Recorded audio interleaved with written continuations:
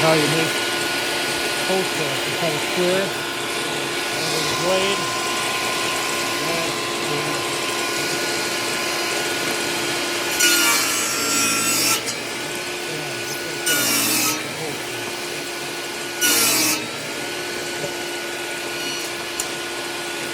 Very low if you don't want to lose your fingers.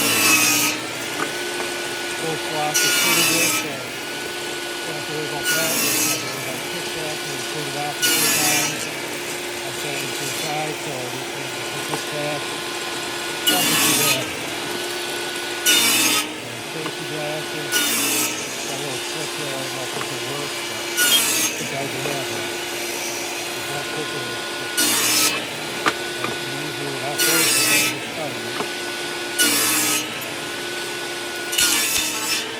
Take that, beautiful bolt set, so look at that.